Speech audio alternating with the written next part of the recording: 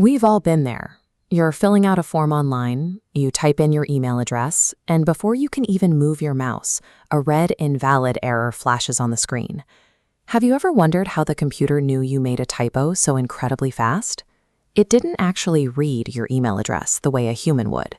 Instead, it ran your text through a high-speed digital maze. When humans talk to each other, we use natural language. It's flexible, full of slang, and relies heavily on the situation. If you mumble a word, I can probably still guess what you mean. Computers can't do that. They operate on what's called formal language. These notes explain that machines need rules that are unambiguous.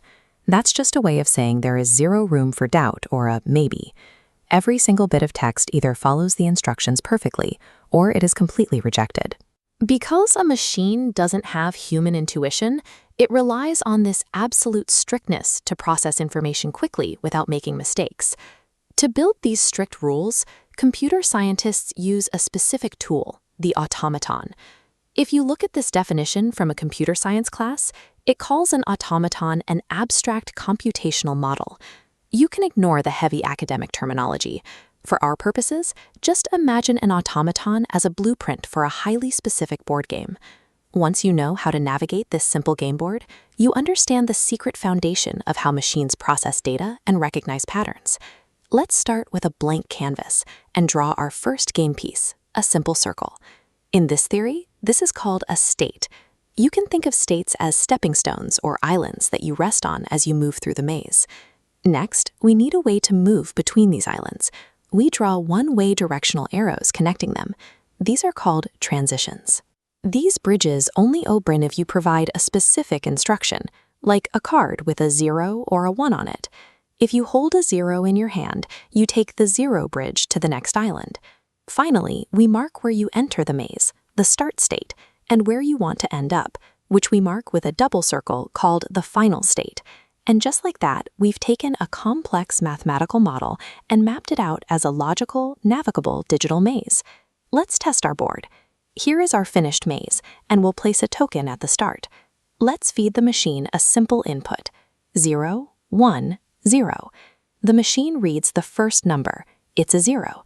The token immediately crosses the bridge labeled 0 and waits on the next island. Next, it reads a 1, so it takes the bridge labeled 1. Finally, it reads the last 0, following that specific path until it lands squarely inside our double circle. Because the string is finished and our token reached the final state, we win. The pattern is correct. This step-by-step pathfinding is exactly what happens invisibly when a computer validates your password. But what happens if we give the machine something completely wrong? What if we try the sequence 1, 1, 1? Look at the bottom circle, labeled dead state. It's a trap you can never leave. Once a wrong input forces your token here, notice the arrow loops back on itself. Any further numbers keep you stuck, resulting in automatic failure. Everything we've built so far is rigid. One input equals exactly one bridge. But there's a much more flexible version of this board. It's called a non-deterministic system.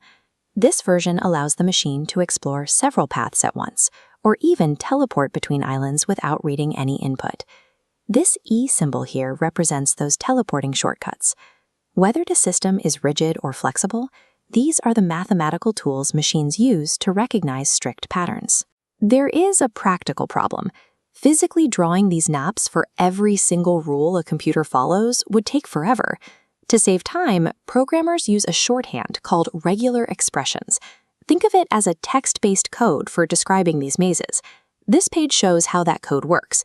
Instead of drawing islands, you use symbols.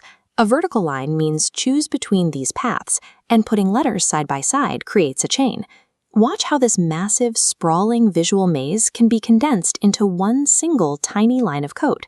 This shorthand gives developers immense pattern matching power without needing to sketch out circles and arrows every single day. Zooming out, why does any of this matter to the average person? You use it constantly. When you search for a word in a long document, or when your email server automatically filters out spam, you are relying on these rules. Under the hood of your favorite apps, invisible automata are playing lightning-fast games of circles and arrows to make sure your data is correct. this isn't just dry math. It is the fundamental logic that makes the digital world reliable, secure, and functional. Thanks for watching.